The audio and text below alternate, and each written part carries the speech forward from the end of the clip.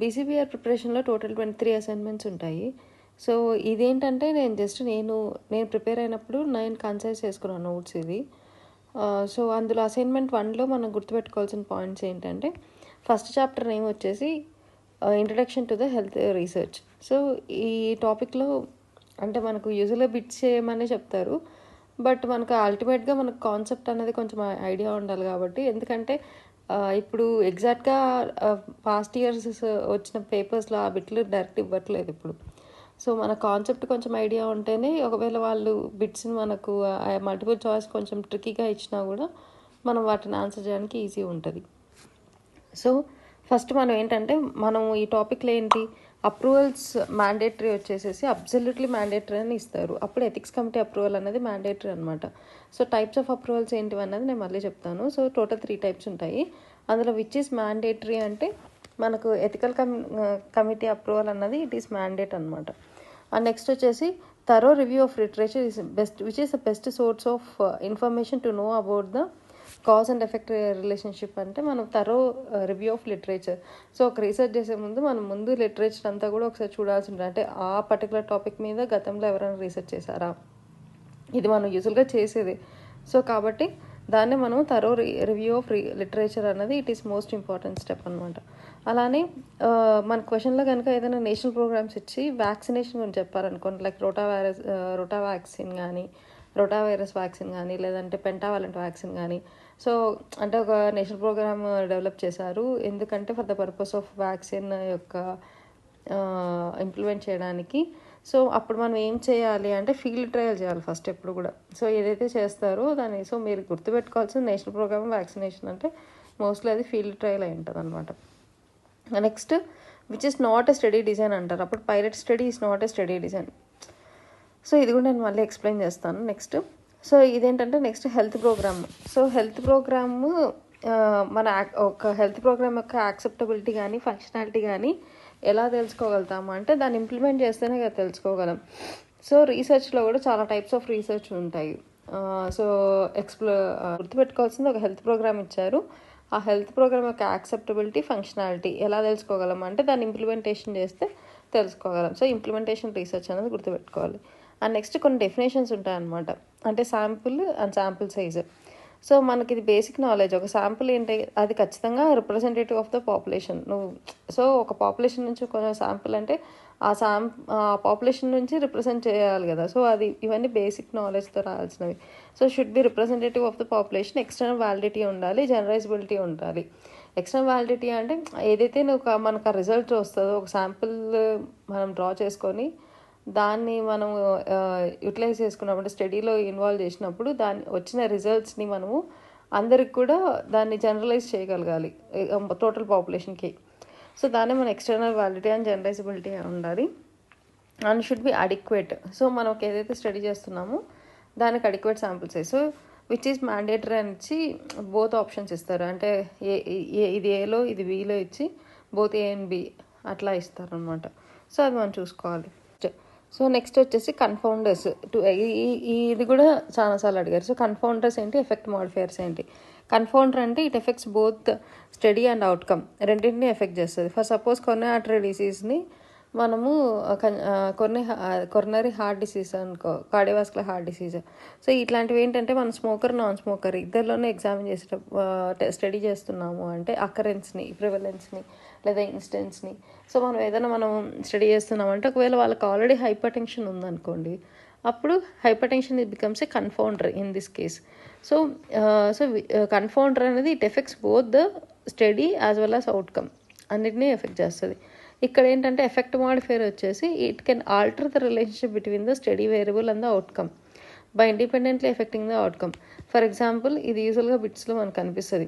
ఇప్పుడు షైజోఫ్రెనియా పేషెంట్స్లో ఏంటి, antipsychotic drugs యొక్క ఎఫెక్ట్ని మనము స్టడీ చేయాలనుకున్నాం అనుకోండి, అప్పుడు వాళ్ళు ఆల్రెడీ యాంటీకొనిక్ డ్రగ్స్ మీద ఉంటే దెన్ సో అప్పుడు యాంటీకొనిక్ drugs become the effect modifier to the in the study అనమాట. సో కాబట్టి ఇది కొంచెం ఆన్సర్ చేసేటప్పుడు చూసుకోండి, కన్ఫౌండర్ ఏంటి, ఎఫెక్ట్ మాడిఫైయర్. ఇది ఇట్లనే డెఫినేషన్ పడితే ఓకే, లేదు మీకు ఇచ్చి దీనిలో చూడమన్నారా అంటే ఎఫెక్ట్ మాడిఫైయర్స్ ఎక్కువ ఉంటారు. సో కన్ఫౌండర్ అనేది it effects both study and outcome, versus effective modifier అంటే ఇది alter the relationship between the study variable and the outcome by independently effecting the outcome. So ఇదొకటి కొంచెం బాగా చూసుకోండి. అండ్ నెక్స్ట్ వచ్చేసి ర్యాండమ్ ఎర్రర్ ఏంటి, systematic error ఏంటి. So random errors అన్ని కూడా the occur by chance. So ఇది ఖచ్చితంగా అడుగుతుంది.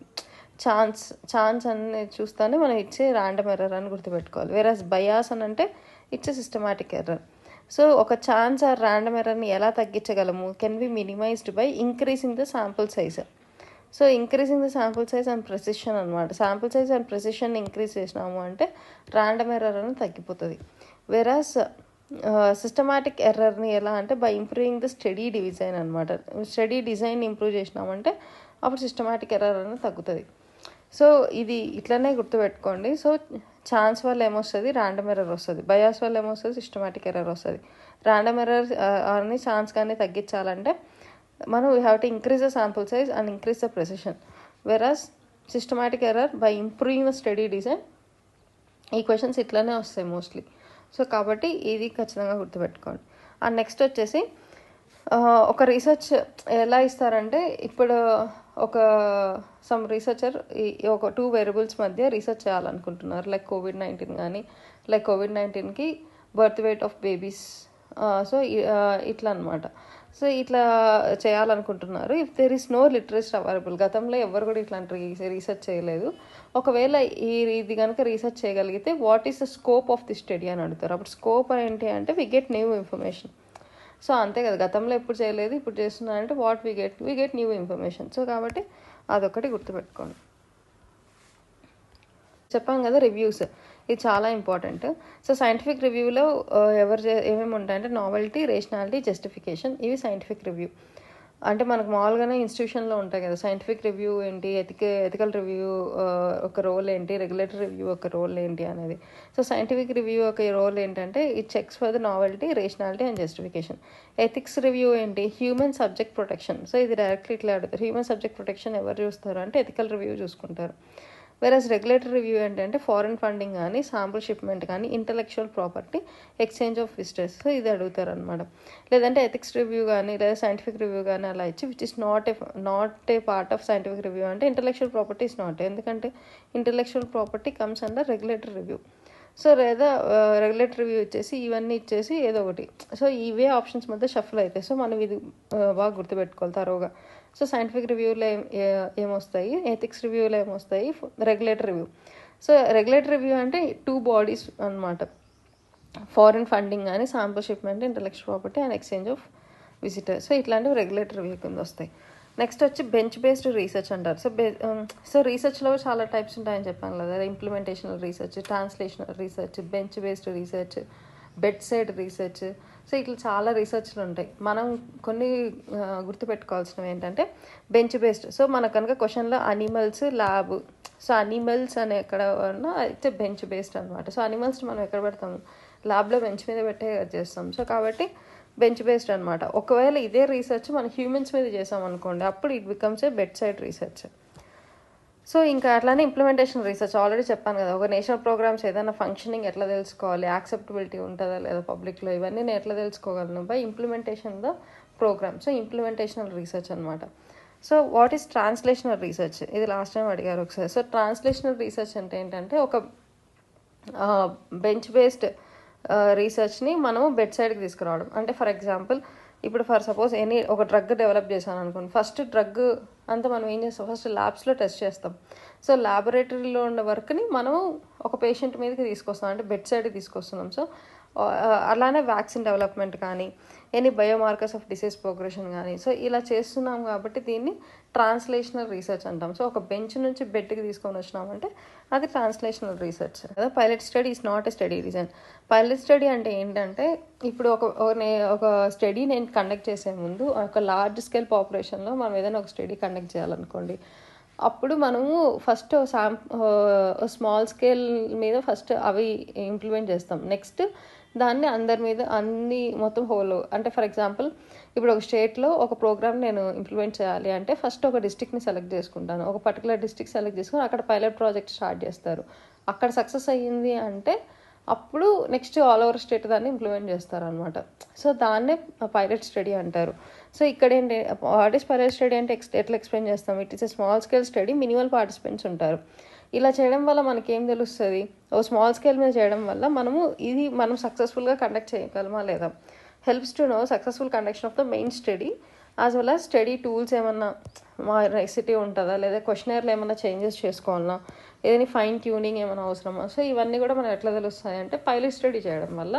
సో ఇట్స్ మెయిన్ స్టడీలోంచి ఫస్ట్ మనం ఒక చిన్న భాగం తీసుకొని చేస్తే దాన్ని పైలట్ స్టడీ అంటారు. సో కాబట్టి pilot study is not a study design, it just a small scale study అనమాట. So what are the main studies ఏంటి? Qualitative or quantitative, prospective, retrospective, observational, descriptive. So వీటినే మనం స్టడీ డిజైన్ అంటాం. So వాళ్ళ ఆప్షన్స్లు అన్నీ ఇచ్చి which is not a study design అంటే pilot study is not a study design. So నాకు తెలిసి అసైన్మెంట్ 1లో మనకి ఈ పాయింట్స్ ఐడియా ఉంటే చాలా. Thank you for watching and please to subscribe.